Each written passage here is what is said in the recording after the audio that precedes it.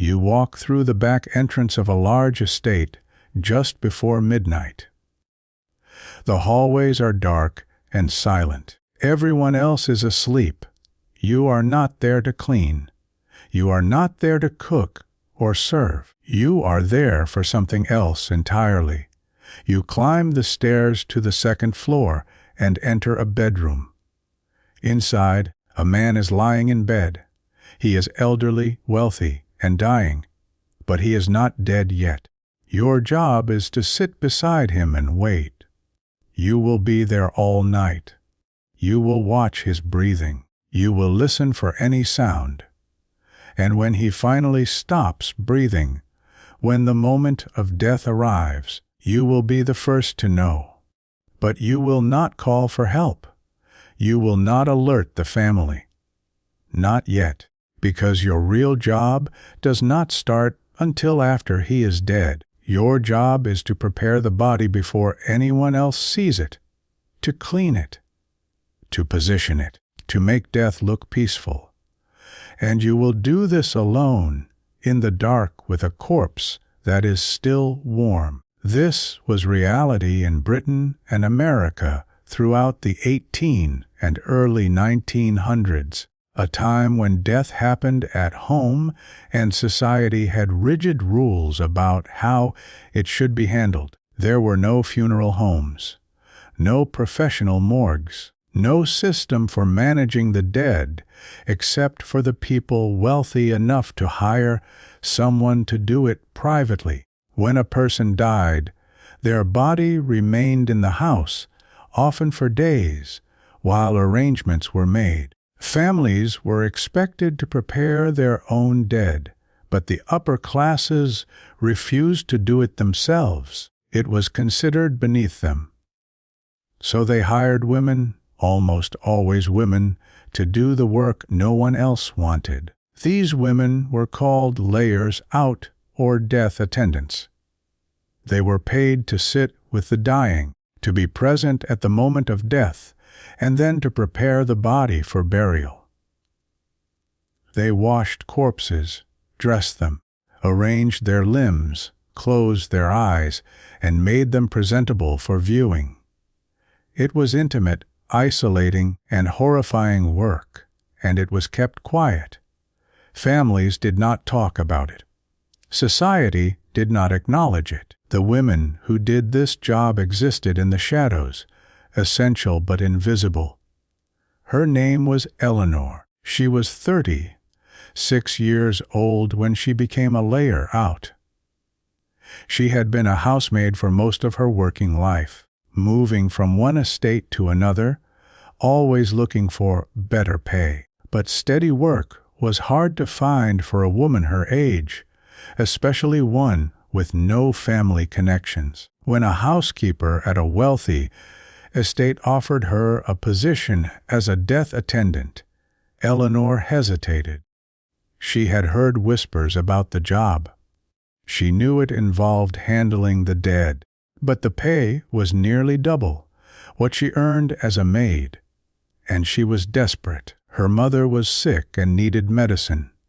Eleanor had no savings, no other prospects. The housekeeper explained the work plainly. She would be called whenever someone in the household or someone connected to the family was near death. She would sit with them during their final hours. And when they died, she would prepare the body. Eleanor asked how often that would happen. The housekeeper said it depended, but at least once a month, sometimes more. Eleanor swallowed her fear and accepted. She started 3 days later. Her first job was an elderly woman who had been bedridden for weeks. Eleanor was brought to the house in the evening and led to a dim bedroom on the 3rd floor. The woman was unconscious, her breathing shallow and labored.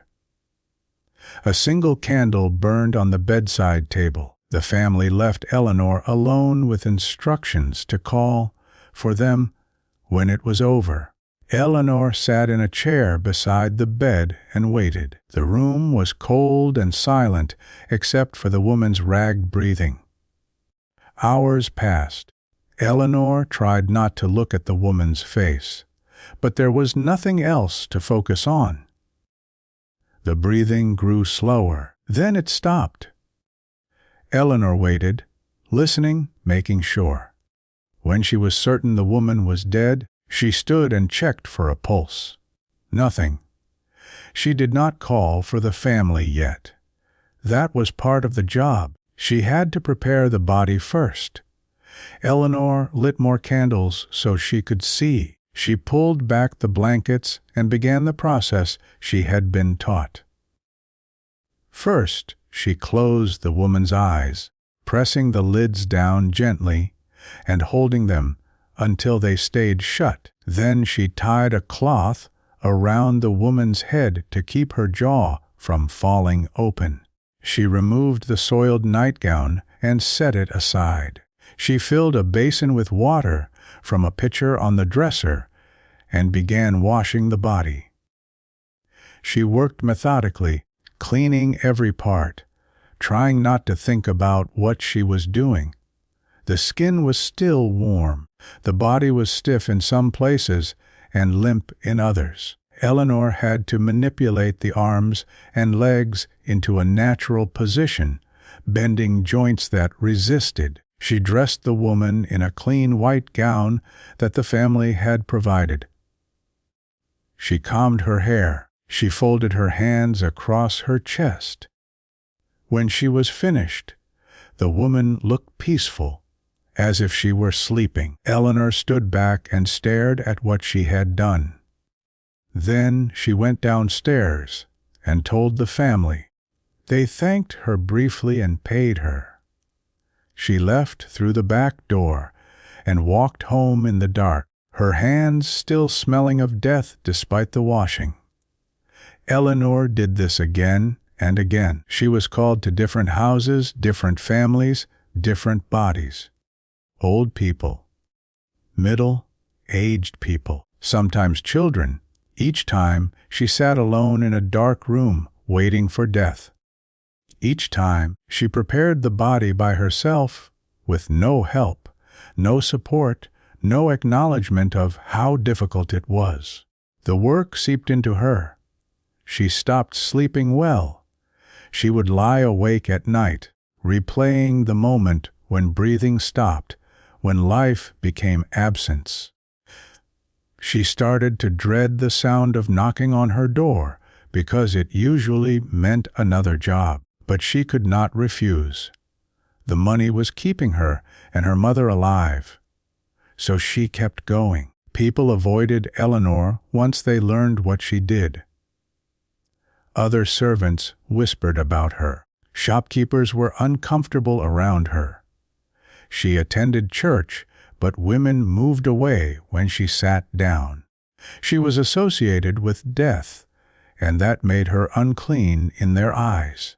It did not matter that she was hired by respectable families. It did not matter that she was providing a necessary service. She was the woman who touched corpses, and that marked her as something other than normal. Eleanor stopped trying to make friends. She stopped trying to explain. She just did the work and went home and tried to forget, but forgetting was impossible. The bodies stayed with her. She remembered their faces, their hands, the way their skin felt under her fingers. She carried all of them, all the time. Imagine that. Imagine sitting in a dark room, alone, waiting for a stranger to die. Imagine touching a dead body while it is still warm, washing it, dressing it, arranging it so it looks presentable. Imagine doing that over and over, month after month, knowing that no one will ever thank you, that people will avoid you, that you will carry the weight of it forever. Could you do that job, and what do you think it would do to you? The work carried real danger. Corpses could carry disease. Eleanor handled bodies that had died from tuberculosis, cholera, typhoid, and other infections. There were no gloves, no protective equipment. She washed bodies with her bare hands, breathing the same air, touching infected skin and fluids. She cut herself once on a broken fingernail while dressing a man who had died of sepsis. The cut became infected within days. Eleanor developed a fever and chills. She thought she was going to die. She survived, but the infection left her hand weak and scarred. And still, she went back to work because she had no choice. There was also the trauma of what she saw. Eleanor prepared the body of a young girl, no older than 10, who had died suddenly from diphtheria. The girl's mother was hysterical and could not bear to touch her daughter. So Eleanor did it. She washed the small body. She combed the girl's hair. She dressed her in a white dress with lace trim, and the entire time she fought to keep herself together. When she finished, she walked out of that house and collapsed against a wall, sobbing. But the next time she was called, she went, because that was the job. But here is what most people do not realize. Layers out were sometimes blamed when bodies did not look right. If a corpse started to decompose before the funeral, if the positioning was wrong, if anything seemed off, the family would accuse the layer out of doing poor work. Eleanor was berated once by a family who said their father did not look peaceful enough. They refused to pay her full wages. She had no recourse. She could not complain to authorities. She could not take them to court. She just accepted the reduced payment and left. The families held all the power. The layer out had none.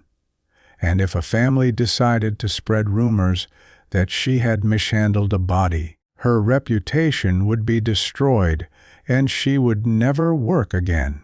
So Eleanor lived in constant fear of making a mistake, of being blamed for things beyond her control. Think about this for a moment. Death still happens. Bodies still need to be prepared. But now we have professionals who do it in funeral homes, out of sight. We do not think about them. We do not see the work. It happens behind closed doors, and we pay money to make sure we never have to be involved. Does that make it easier to ignore? Does hiding the process make it any less necessary? And what about the people who still do that work today? Most layers outlasted only a few years. The psychological toll was unbearable. Some developed severe anxiety and depression. Others became numb, detached from all emotion. A few lost their minds entirely. Eleanor lasted 9 years. That was longer than most. But by the end, she was barely functioning. She had chronic nightmares. She could not eat properly. She had aged far beyond her years. Her hands shook constantly. Her mother had died 3 years earlier, so Eleanor no longer had a reason to keep working. But she did not know how to stop. The job had consumed her. It was all she knew. Eleanor's final job was in the winter. She was called to a large house to sit with a man dying of pneumonia. She arrived late at night and was shown to his room. He was struggling to breathe, his lungs filling with fluid. Eleanor sat beside him and waited. It took hours. When he finally died, she began the preparation as usual. But halfway through, something inside her broke. She stopped working. She just stood there, staring at the body, unable to move. She could not do it anymore. She could not touch another corpse. She could not spend another night alone with death. She left the room, walked out of the house, and never went back. The family had to find someone else to finish the work. Eleanor went home, locked herself in her small room, and did not come out for days. She lived for another 5 years, but she never worked again. She had no savings. She lived on charity and occasional help from a church. She was alone, broken, forgotten. She died quietly in her sleep, and her body was prepared by another woman, someone just as desperate, someone just as invisible. Eleanor had spent 9 years preparing the dead, and in the end she became one of them, unmarked, unremembered, gone. Society needed people like Eleanor to manage death privately. The wealthy did not want to handle their own dead. They wanted death to be clean, quiet, and distant. So they hired women to do the work in secret. Those women absorbed the trauma, the fear, and the isolation so that everyone else could avoid it. Eleanor made death look peaceful for dozens of families. She allowed them to remember their loved ones without confronting the reality of decay and stillness. But no one made death peaceful for Eleanor. She carried it alone. There were thousands of women like her throughout history. Most of them were never named in any record. Their work was never acknowledged. They existed in the space between life and death, invisible and essential, until the work destroyed them. The job eventually disappeared. Funeral homes took over. Professional embalmers were trained. The work moved out of private homes and into commercial spaces. But that change took decades. The women who worked as layers out during the worst years had no support, no recognition, and no escape. Eleanor was one of them. She touched death every day so that others would not have to. And society repaid her by pretending she did not exist. Eleanor is gone now. The houses where she worked have been sold and renovated. The bodies she prepared have long since turned to dust. But the job she did still exists in a different form. Someone is still preparing bodies right now, in a building you will never visit, doing work you will never see. The process is hidden, professionalized, sanitized. But it is still happening, and the people who do it still carry the weight, even if we do not see it. Eleanor carried it for 9 years. And when it finally crushed her, no one noticed.